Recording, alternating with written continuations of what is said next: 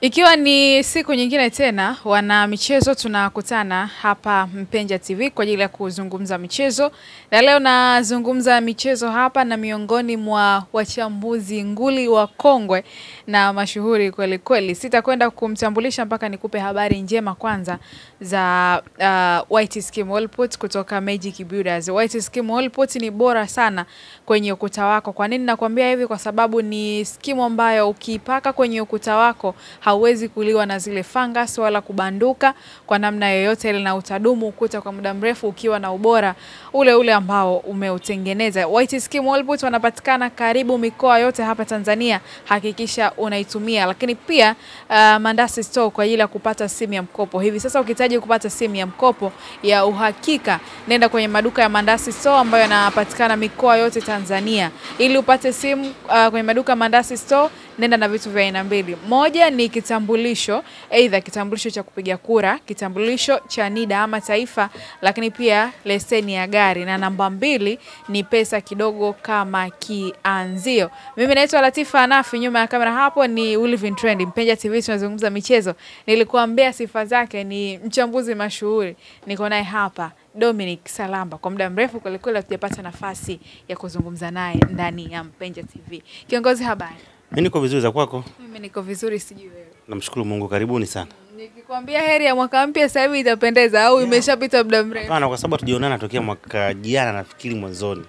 Kwa hiyo ukiniambia heri mwaka mpya ni sawa sawa, kwa sababu toka mwaka umeanza hatukupata nafasi ya kuweza kuonana. Heri ya mwaka mpya. Na wewe pia, iwe heri kwako pia. Asante sana. Mimi nadhani tuende moja kwa moja.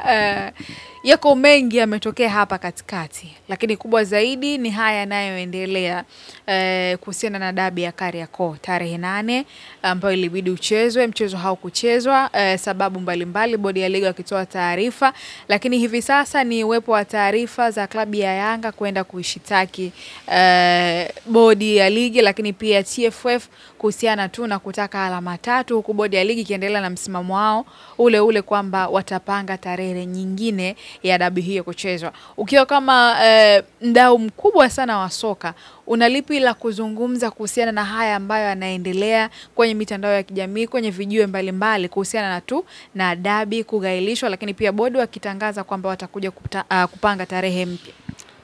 Nafikiri hili ni miongoni mwa masakata ambayo katika siku za karibuni limeweza kutoa sintofahamu kubwa sana, lakini pia ndio sakata ambalo kwa maoni yangu linaweza kwenda kubadilisha sura nzima ya tasnia ya mpira wa miguu Tanzania. Kwa nini? Kwa sababu limefika katika hatua ambayo ni lazima upande mmoja uonekane kwenda kupata shida. Kwa maana whether ni Yanga wapate shida, Simba wapate shida, au TFF ipate shida. Haliwezi likaisha ile sakata likawa limekaa salama kwenye kila upande. Na kila upande ambao utakwenda kuathirika ni lazima utakwenda kutikisa, kwa sababu hizi ni pande kubwa 3. Yaani unapozungumzia mpira wa Tanzania, ukiacha kuzungumzia mamlaka nyingine kama serikali, wizara, baraza la michezo na wadau wengine, lakini stakeholder wakubwa kabisa wa mpira wetu, yaani unapozungumzia mpira utazungumzia mimili mitatu. Kwa upande wangu mimi, utaona utaizungumzia shirikisho. Tunajua serikali iko tu pale, yenyewe ndio kila kitu. Tunawaondoa wao kwa sababu ndio wenye kila kitu. Lakini kwa maana ya hawa wadau wengine, utazungumzia shirikisho la mpira ambao ndio hiyo bodi ya ligi ndio yake inaingia, utazungumzia Simba, utazungumzia Yanga.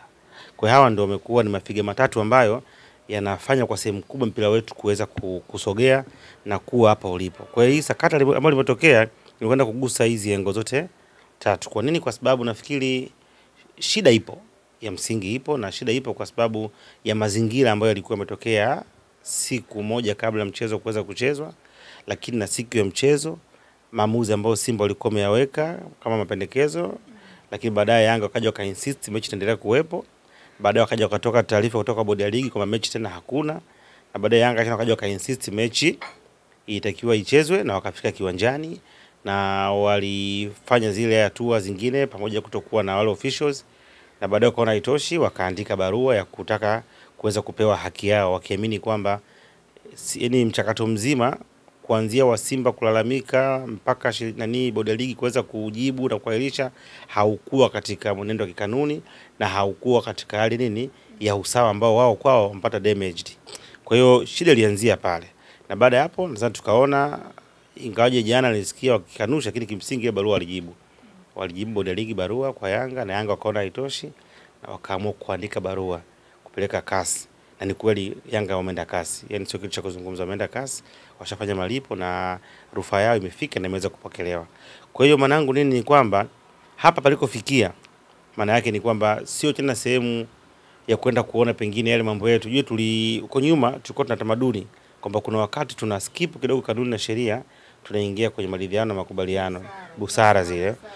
Kuna wakati zinasaidia, lakini kuna wakati katika mambo ambayo yana miongozo hazina msaada sana. Kwa nini? Kwa sababu katika vitu vyenye miongozo ukishaingiza hiyo issue ya busara, maana yake kuna upande utakwenda kunyimwa haki, lakini itabidi tu uvumilie kutokana nini na busara. Ndio maana mahakamani wameendelea kuinsist kwenye sheria, na ndio kitu pekee ambacho kinawafanya kiendelee kuwa ni chombo cha kuogofwa sawa sana duniani, na chenye maamuzi ambayo wakati wote yanakuwa yanaheshimika. Kwa sababu nini? Waliamua kufuata sheria, taratibu na kanuni. Sasa hii swala la busara tulikuwa tumelizoea. Kwa kuna wakati hata mambo ya msingi tunaweza kuyaskip na kuyaacha pasipo kuangalia athari nyingine nyingi. Nilikuwa nazungumza na baadhi ya watu kwamba ukizungumzia tu aspect ya Simba kutokuja kiwanjani na bodi ya ligi kuahirisha mchezo, hiyo ni aspect ukiangalia katika narrow minded unaweza kuwa ni kitu cha kawaida sana, lakini ukiangalia kwenye big picture, ukaangalia thamani ya ule mchezo dabi, thamani, yani unajua unapozungumzia Simba na Yanga ndio ligi ya Tanzania, ndio uti wa mgongo wa mpira wetu.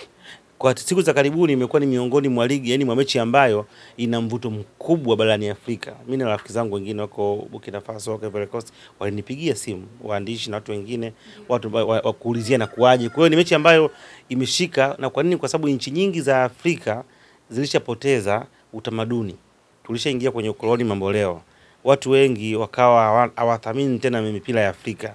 Mtu anaangalia Europe, yani mtu anaipenda Arsenal au anaipenda Chelsea au timu nyingine kuliko timu yake pengine Yaounde, sijui ASEC na nini. Yani tulipoteza ile. Sehemu pekee ambayo imebakia ina hiyo nguvu sana. Ukiondoa kidogo hizo nchi za Afrika Kaskazini, lakini Tanzania ni miongoni mwa nchi ambazo yani mtu yuko razi aangalie mechi ya Simba na JKT Ruvu kuliko mechi ya Chelsea na Manchester United.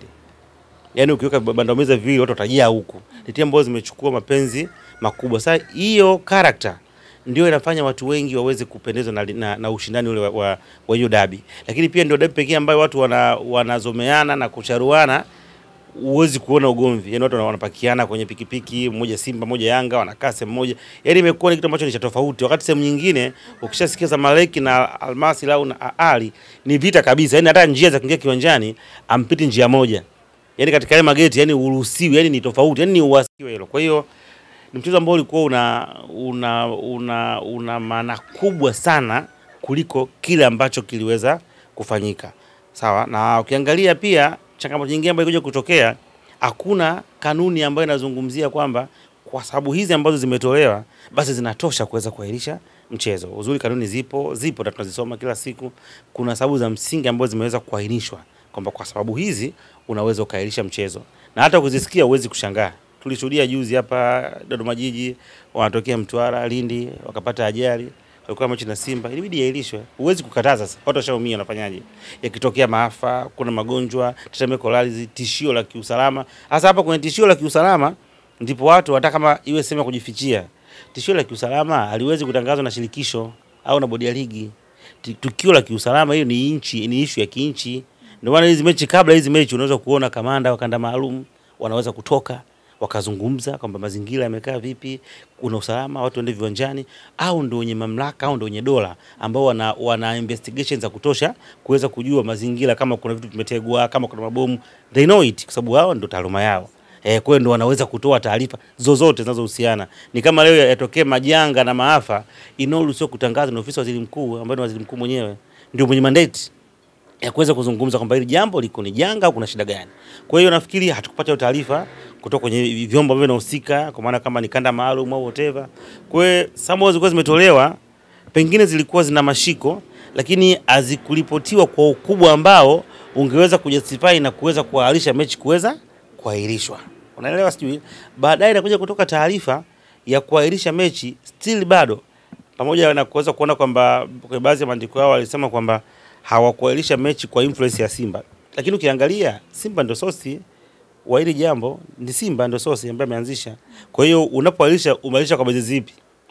Maana kama Simba singelalamika, mechi singailisha. Kwa hiyo there is no way unaweza kusema kwamba ulifanya maamuzi kuahirisha mchezo usihusianishe na klabu ya Simba kuweza kulalamika.